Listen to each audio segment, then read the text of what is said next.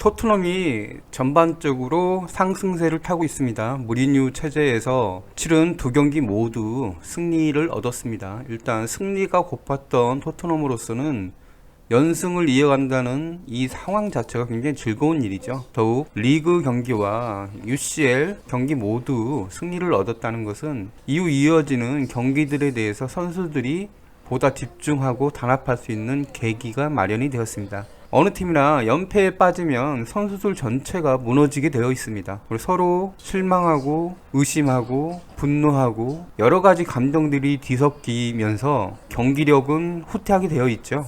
이를 빨리 수습하는 게 강팀이고 그렇지 못하는 것은 약팀입니다. 토트넘은 무리뉴를 새로운 감독으로 영입하면서 초강수를 뒀습니다. 토트넘은 엄청난 자본을 활용해서 팀을 키우는 것은 아니죠. 기존에는 셀링팀이었지만 이제 그 단계별로 상승하면서 그 이상의 클럽 이미지를 만들기 위한 노력을 하고 있는 중입니다. 그 새로운 단계를 넘어서기 위해서는 무리뉴가 필요했고 그런 점에서 토트넘의 상승세는 흥미롭게 다가옵니다. 올림피아코스와의 경기가 쉽지는 않겠지만 그렇게 어렵지는 않을 것이라는 예측들을 많이 했습니다. 하지만 뚜껑을 열어보니 또 달랐죠. 전반에만 두 골을 내주면서 굉장히 힘든 경기를 할 수밖에 없었습니다. 더욱 무리뉴로서는 자신이 맡은 팀 홈 첫 경기입니다. 홈 첫 경기에서 원정으로 온 올림피아코스에 2대 0으로 끌려간다는 사실 자체가 절대 만족할 수 없는 상황이었죠. 경기 시작과 함께 전반 5분 올림피아코스의 엘 아라비의 중거리 슛은 굉장했습니다. 이건 뭐 알면서도 막을 수 없을 정도로 강력한 슛이었고 이는 어떤 강팀이더라도 어쩔 수 없이 당할 수밖에 없는 실점으로 보였습니다. 문제는 두 번째 골인 전반 18분 세메도에게 추가골을 넣어주는 과정에서 수비 조직이 집중을 하지 못하는 모습을 보였습니다.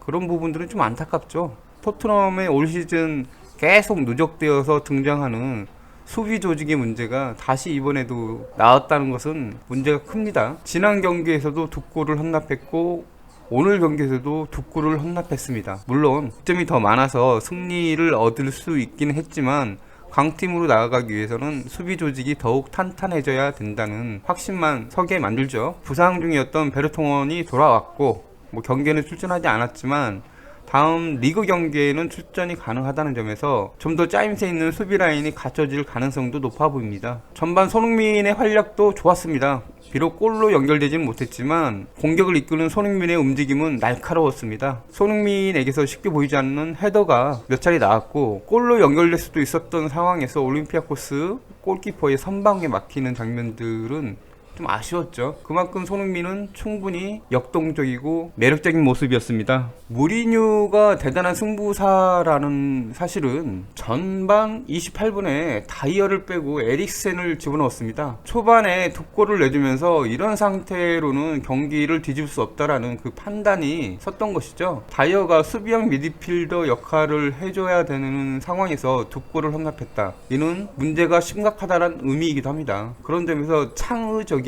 플레이를 할 수 있는 선수가 중원을 휘저으면서 공격 성공률을 높이는 방법이 최선이다라는 판단이었죠. 폼이 완전히 무너졌었던 에릭센도 오늘 경기에서는 제법 잘했습니다. 알리가 에릭센 역할을 해왔다는 점에서 에릭센이 현재와 같은 모습으로 다시 돌아온다면 토트넘의 상승세는 앞으로 더욱 크게 이어질 수밖에 없어 보입니다. 토트넘은 운도 따랐습니다. 전반 45분 0대2로 뒤지는 것과 한 점이라도 만회하고 후반전을 치르는 것과는 전혀 달랐죠.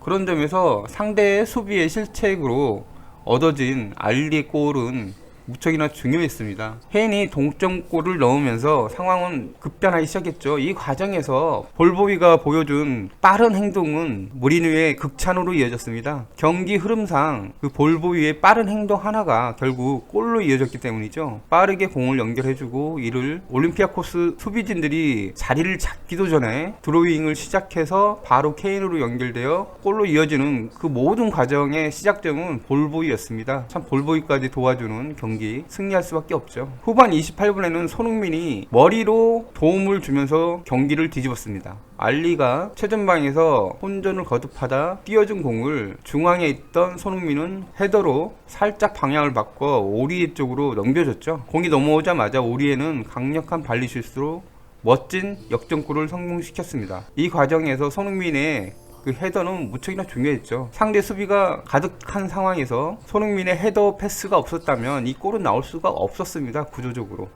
그런 점에서 손흥민은 참 중요한 역할을 했죠. 손흥민은 케인의 동점골 상황에서도 충분하게 역할을 잘 해줬죠. 패스가 이어지는 과정에서 손흥민이 올림피아코스 수비진들을 끌고 나오면서 케인이 완벽한 찬스를 만들 수 있도록 해주었습니다. 말 그대로 손흥민이 보이지 않는 도움을 줬다는 의미죠. 케인의 멀티골이자 팀의 마지막 골인 네 번째 골은 팀 전체로서도 큰 의미가 있습니다. 에릭센의 킬패스가 완벽하게 살아났다라는 것을 잘 보여줬기 때문이죠.